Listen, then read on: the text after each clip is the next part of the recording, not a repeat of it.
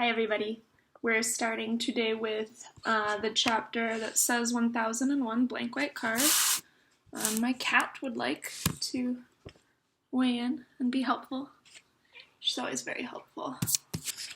So today's reading is starting on page 12 in the PDF, and the chapter's title is 1001 blank white cards. For their 16th birthday, Sasha asked for an accordion, a manual typewriter, a Soviet flag, and a new Rubik's Cube. They didn't know how to play the accordion, but they might have learned if they received one, which they didn't. They didn't get the flag either, although Sasha and their friend Michael made a cardboard hammer and sickle not long afterward and hung it on Sasha's bedroom wall. At the time, they were obsessed with everything having to do with Russia and communism. Their friend Carrie, who took the bus with Sasha that year, remembers Sasha going on and on about it during the bus ride home from school. Sasha, once you get to know them, is very outspoken about things, she explains. That's once you get to know them. When you first meet Sasha, they're quiet and shy. They have chin-length wavy brown hair, a pale round face, and thick, dark eyebrows. When they smile, their eyes crinkle into slits. They wear glasses, round owlish ones, and they don't always look at you straight on. They have Asperger's, a form of autism, which can make them awkward socially, but it also makes them passionate about their interests, and the passion eventually trumps the shyness. What was Sasha passionate about when they were a senior in high school? Buses, cartoons, and the color purple, says Healy, one of Sasha's closest friends. To that you could add communism, games, the webcomic Homestuck, and live-action role-playing, or LARPing. Also, the ska-pop-punk band Sarcasm, which was formed by some kids at Maybeck High School and which had once proclaimed Sasha their biggest fan. And veganism, although Sasha disliked the way other vegans on the internet made such a huge deal about it. Sasha's best friend was Michael, a tall, gangly kid with sandy blonde hair and thick glasses, who always wore a gray beanie and a green army jacket. Michael and Sasha had been pretty much inseparable since freshman year, when they met while playing the board game Diplomacy. Over time, they formed the nucleus of a tight circle of friends. Sasha, Healy, Michael, Michael's girlfriend, Tia, and another friend named Ian. Ian, blonde, bearded, with a habit of tucking his chin and looking up at you from under his eyebrows, was the one who never stopped talking. Red-haired Healy was the unquellable fountain of excitement who stole people's hats and wore her emotions on her sleeve. Cherub-faced Tia loved costumes and dancing. She and Michael were so close that their friends referred to them as a single person named Tykel. When the two got too cuddly, Sasha would get in between them and shout, "Leave room for Jesus!" at the top of their lungs, like the chaperone at a Christian prom. Sasha was the brilliant one, the one who blazed through calculus, linguistics, physics, and computer programming with a kind of effortlessness. Not that any of them were slouches when it came to academics. Kids who weren't into school were unlikely to choose Maybeck, a private high school with roughly 100 kids that rented space on 2 floors of a Presbyterian church in Berkeley. In the tiny classrooms, students gathered around conference tables and critiqued the concept of America as a shining city on a hill, or compared the writings of Charles Darwin and Ursula K. Le Guin.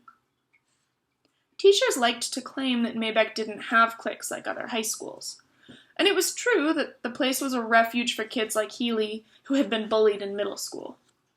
People were nice to each other at Maybeck, accepting.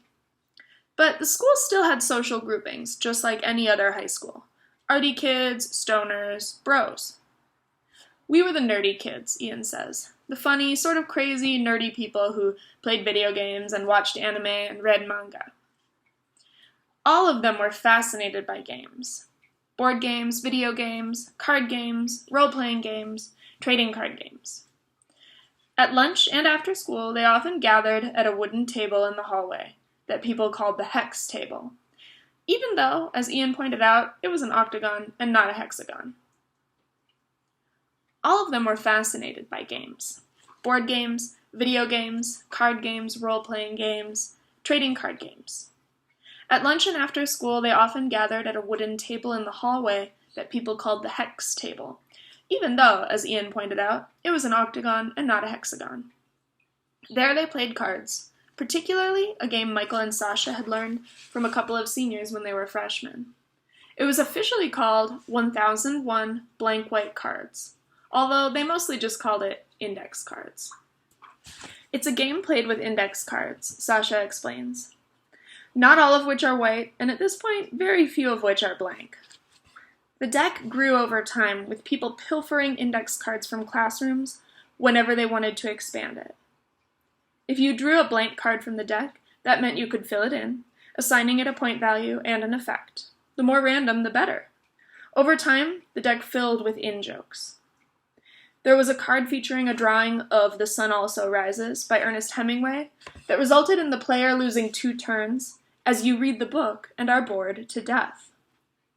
I don't like Hemingway either, I agree with that. There was a card that required you to talk in a Russian accent, a card that required you to lisp, and a card that required you to lisp while talking in a Russian accent. There were cards that required you to play an air guitar solo, speak like an English-dubbed anime character, eat leaves like a giraffe, engage in staring contests, and end every sentence with the word dog. There was a card called Tower of Hats that required you to take everyone else's hat and wear them in a stack. There was a card that said, "Game over, Ian wins," that had been created as a birthday present for Ian. Sasha created a card called A Complete History of the Soviet Union as Told by a Humble Worker, arranged to the melody of Tetris, which was the name of a 6.5-minute song by an obscure British comedy band called Pig with the Face of a Boy. Michael and Sasha were both obsessed with the song and sang it at every opportunity. The effect of the card is that you have to sing the song or lose a turn, Sasha explains. Aside from Ian's birthday card, there was no way to win the game and no real goal. They just played until people had to go home.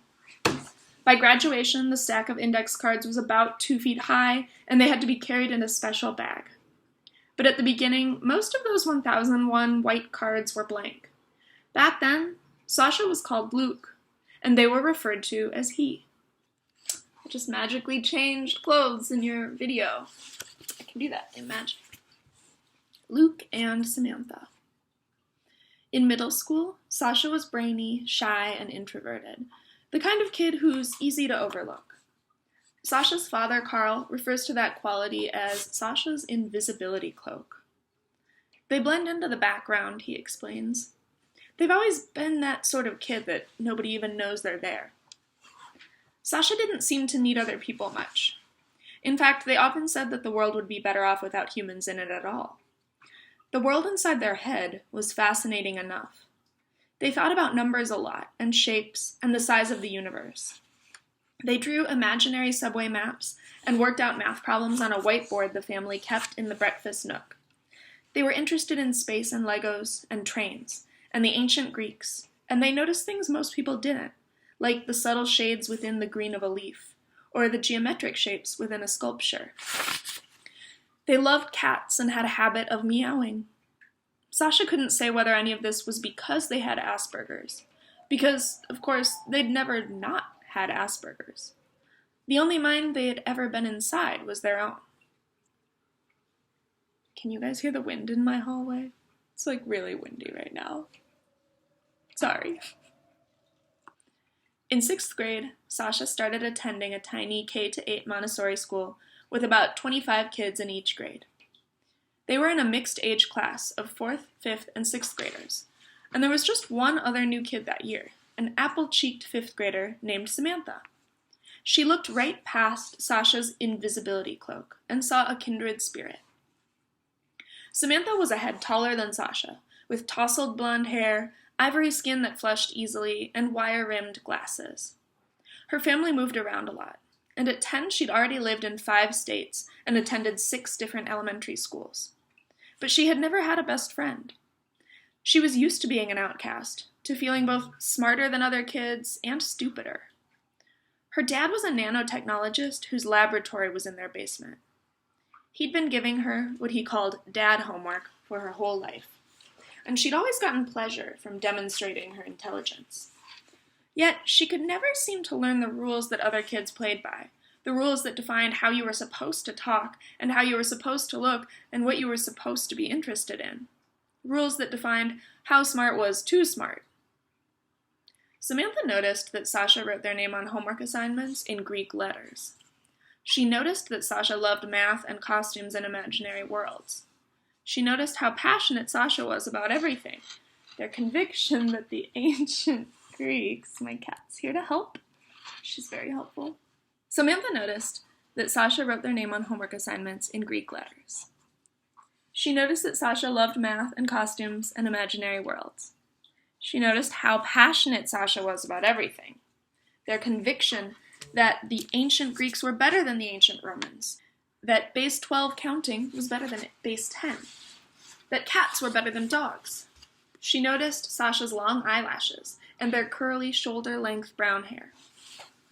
Samantha has a crush on me, Sasha told Caro, with a kind of anthropological interest.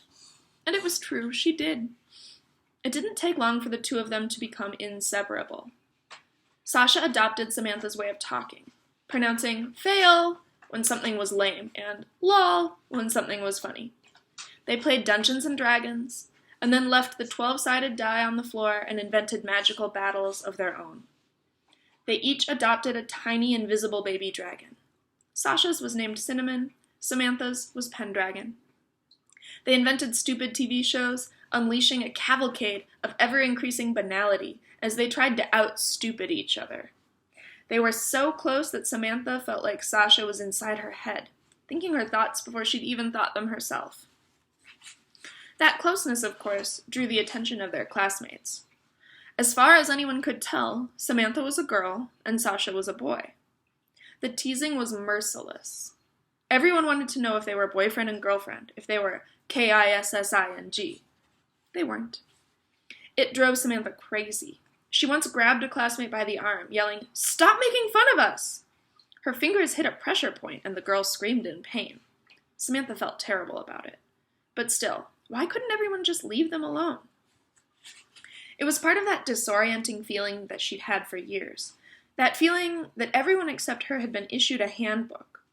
Samantha knew it was important to be pretty and cute, but she had no idea how to be those things, or even why she was supposed to be. Her body was growing curvier. Breasts burst from her chest like twin cannonballs, but they didn't feel sexy and good. They just felt heavy. She hid them under baggy t-shirts and sweatshirts, and watched the other girls come to school in tiny skirts and spaghetti straps, wondering why everything was so much harder for her than it was for them. "Tell me how to be popular," she begged one of the spaghetti strap girls. The girl's expression, her lowered eyes, the way she glanced around, seeking escape, told Samantha what a mistake the question had been. If you have to ask, it's out of reach. Something was wrong with her. Really wrong. She was angry, she was sad, she was afraid, she wanted to die. In 6th grade, she said so in class. Her teacher told her parents, who took her to a therapist. One day, Samantha told the therapist about a video she'd seen on YouTube. 2 young women stood back to back, performing a slam poem called Her, rotating to face the mic as they gave voice to a girl named Melissa and the boy inside her named James. Sometimes she wishes she could rip the skin off her back. Every moment of every day, she feels trapped in the flesh of a stranger. Watching it, Samantha felt something chime inside her, a bell vibrating in resonance. Before puberty, her physical body didn't seem to have that much to do with who she was. People used to mistake her for a boy, but she had felt proud to be a girl. But now, being a girl was like being stuffed into a heavy, constricting costume. She could barely breathe in it. The rules of the universe were fixed. You look a certain way, and so you have to act a certain way, and people are going to treat you a certain way. There was no way to alter it. "I think I might be transgender," she whispered to her therapist the next week. "I don't think you know what transgender means," her therapist replied. The bell that had been chiming inside her fell silent. She's the expert, Samantha thought. It would be another year before she told anyone else. This chapter is Gran Turismo 2. Sasha and Samantha were playing Gran Turismo 2 in Sasha's basement. Samantha was in 7th grade. Sasha was in 8th. Samantha took a breath. I have something really important to tell you. Sasha's eyes were on the screen where their 2 cars were racing. What? I'm transgender. She told Sasha about the way she'd been feeling and about the response she'd gotten from her therapist the year before. You're the only one who knows what you feel, Sasha said. If that's the word for what you feel, then stick with that. Now, what's the important thing you had to tell me? 5 years later, a handsome, apple-cheeked young man named Andrew would look back at that conversation as one of the most validating moments in his life. It wasn't that I was expecting Sasha to react poorly, because I know Sasha, and Sasha is easily one of the smartest people I've ever met, and also one of the kindest, he recalled.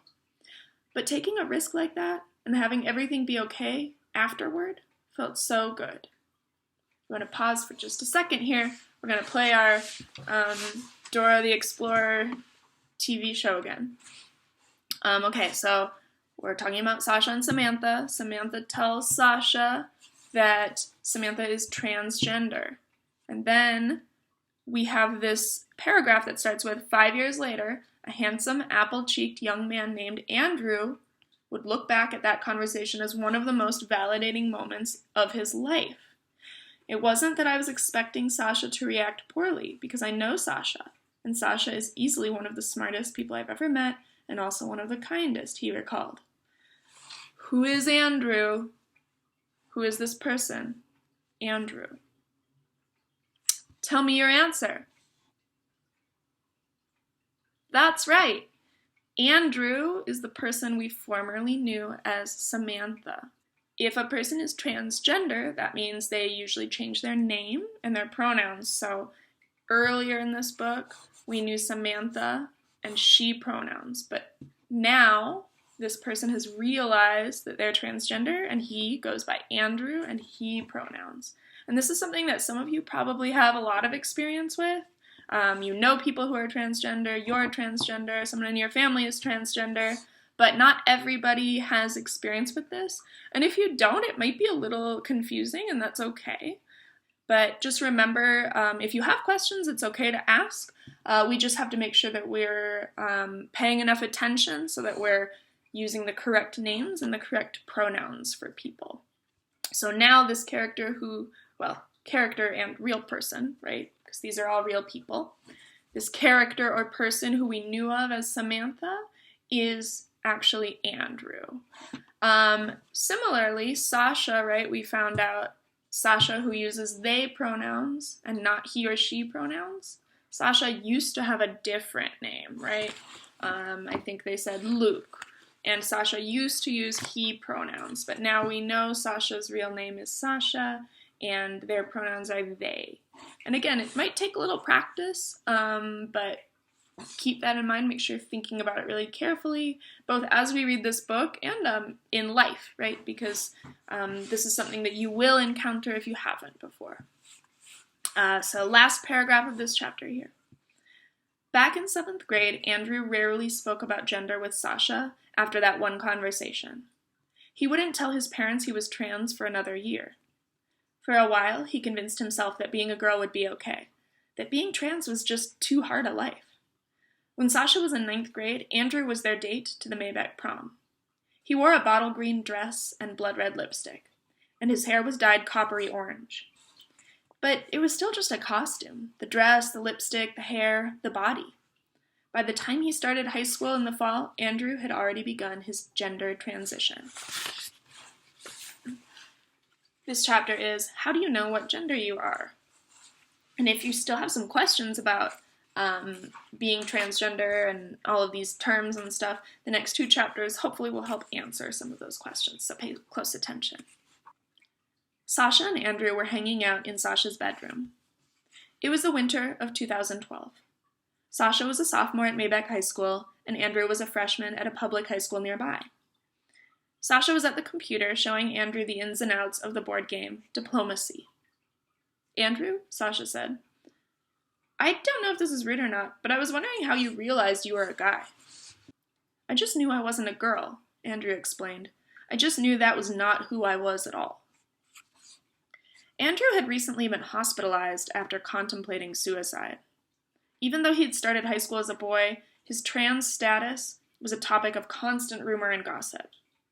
People at school kept coming up and saying awkward and nonsensical things like, "I heard you got a sex transplant." And then his mother had a psychotic episode, and his grandfather died, and it was just too much all at once. Now, as Sasha explained that they also were questioning their gender, Andrew felt a rush of relief, similar to the one he'd felt when he came out to Sasha. The fact that someone like Sasha, who I respected so much, was also going through this, it was another thank God moment, Andrew remembered later. Like, I'm not such a weird person. Not everyone had that reaction, though. For most people, the question was kind of mysterious. "I just know," Sasha's father, Carl, said when Sasha asked how he knew he was a man. "It's who I am." That seemed to be true for most people. They just knew. Whether or not the appearance of their body matched their gender in their mind, there was some core understanding. My identity is this. But Sasha didn't feel that. Didn't feel strongly, this is what I am. Didn't feel strongly, this is what I'm not. Other people seemed to have a file in their brain marked gender. Sasha ransacked their own brain looking for that file, but it didn't seem to be there. So what did that mean?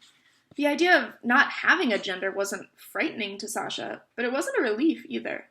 Maybe this is just a phase, Sasha thought. Maybe I'm just overthinking things.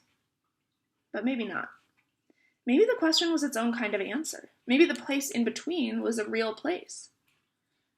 For me, at least, gender queer includes an aspect of questioning, Sasha explains. The fact that I was questioning my gender meant that I was gender queer. Still, Sasha kept probing. On Facebook, they posted a status update, asking, "What is your preferred pronoun?" "Your Highness," Carl quipped. But afterward, he asked Sasha what the question meant. Sasha explained that there were other choices besides he and she. Choices like it or they, or more recently invented gender-neutral pronouns like ne, ve, and z or sie. Listening, it became clear to Carl that this was a topic Sasha had been thinking about a lot. Not long afterward, Sasha was talking with their parents about someone they'd met online who identified as genderqueer. "Are you genderqueer?" asked Debbie, Sasha's mother. "Yeah," Sasha said. That was the extent of the conversation. But that night, Sasha posted on Google+, "Just came out as genderqueer to my parents. Basically, I don't identify as masculine or feminine."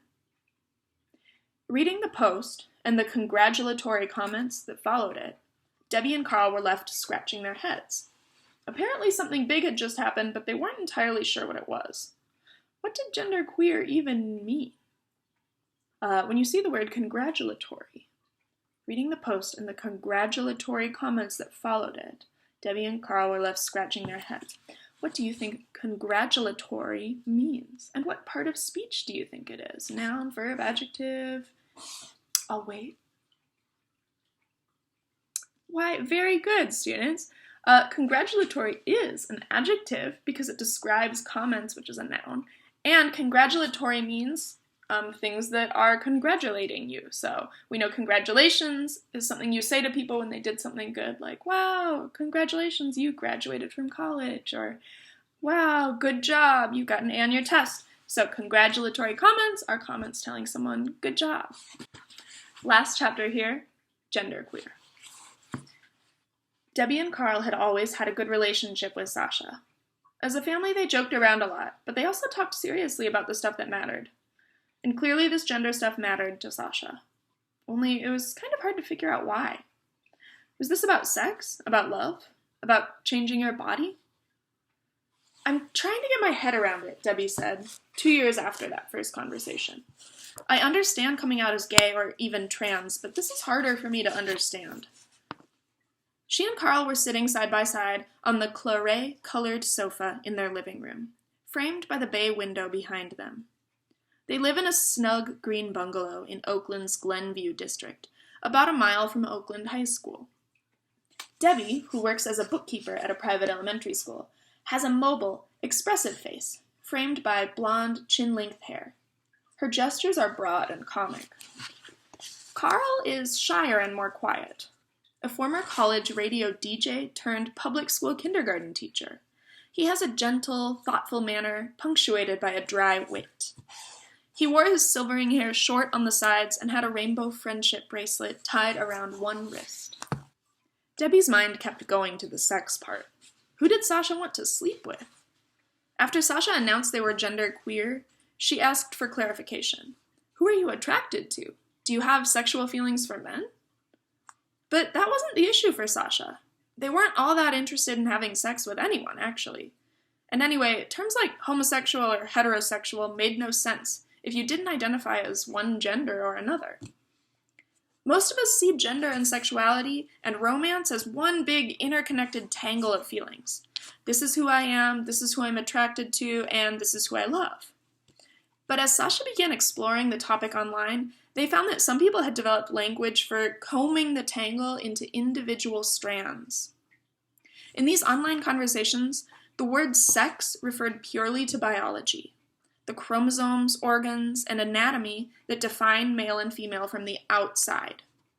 Gender was the word for what people felt about themselves, how they felt inside. Sexuality was the category for who you were physically attracted to. Romantic was the category for who you felt romantic attraction to. And there was a whole array of distinctions within each category as well. It was like a gigantic menu with columns and columns of choices. That's where we're stopping today. There was a lot of information in this section in our reading today, and again, a lot of this terminology might be unfamiliar to you. So if you're a little bit confused, I recommend just skimming that chapter again, especially before you answer this week's discussion question. Good luck.